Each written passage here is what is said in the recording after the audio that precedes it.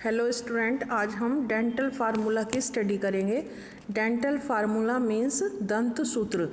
तो जो मैमल्स होते हैं उनकी विभिन्न स्पीशीज़ में जो टीथ है उनकी संख्या डिफरेंट होती है। तो मैमल्स की एक स्पीशीज़ में जो टीथ है उनकी संख्या और टाइप में एक प्रकार की इक्वेशन द्वारा इसे दिखाया गया है, जिसे कहते हैं डेंटल फार्मूला। तो ऊपरी और निचली जो जबड़े हैं उनके दांत एक हॉरिजॉन्टल रेखा में अलग किए जाते हैं। तो इन्हें हम आई, सी, पी, एम और एम, जो इंसीजर, कैनाइंस, प्रीमोलर और मोलर को डिनोट करते हैं।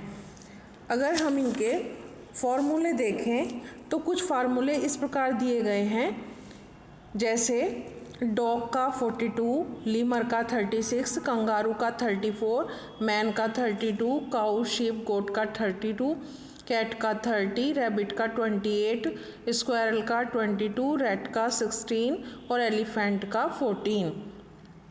ये फॉर्मूले हैं और इन फॉर्मूलों के अनुसार जो टीथ का फार्मूला है उसे निकाला जा सकता है। इसके बाद बात आती है स्ट्रक्चर ऑफ टीथ।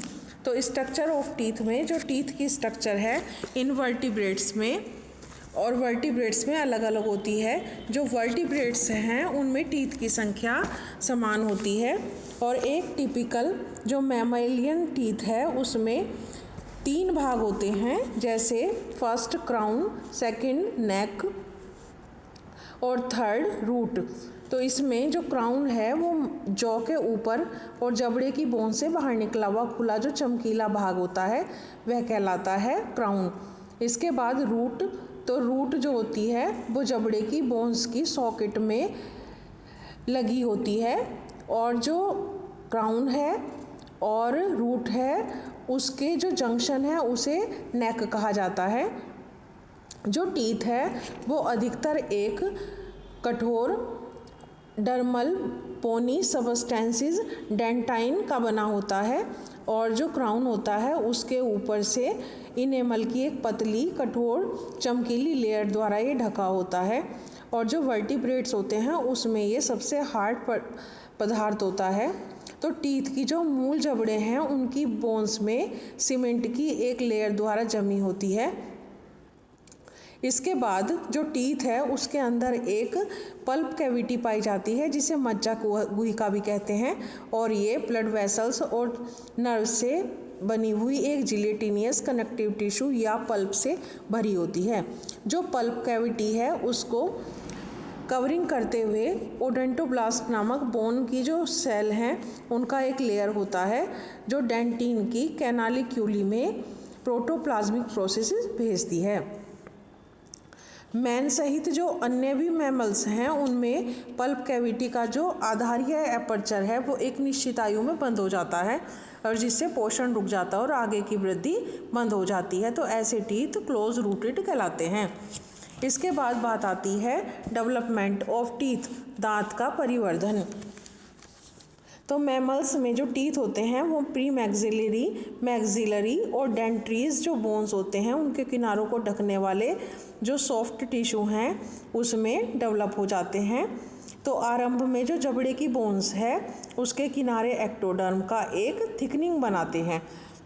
तो एक्टोडर्म का जो बाहर का लेयर है वो मैलपिगिनी लेयर के नीचे डर्मिस में एक एक इनवेजिनेशन बनाता है, इससे डेंटल लेमिना बनता है।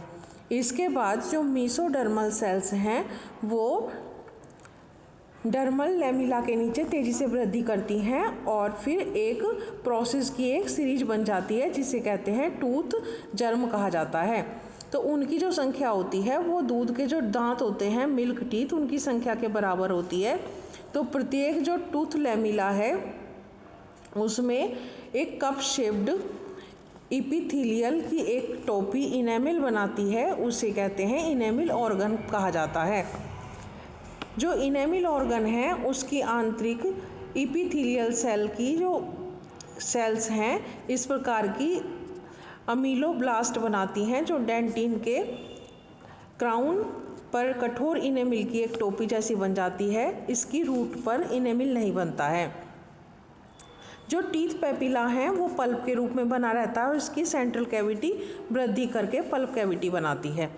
इसके बाद में जो ऊपर एपिडर्मिस में से इसका निकलना कटिंग ऑफ टीथ कहलाता है और टीथ के जो रूट हैं उसके चारों ओर सीमेंट का एक प्रोसेस बन जाता है और जब टीथ बन जाता है तो ओडेंटोब्लास्ट निष्क्रिय हो जाते हैं।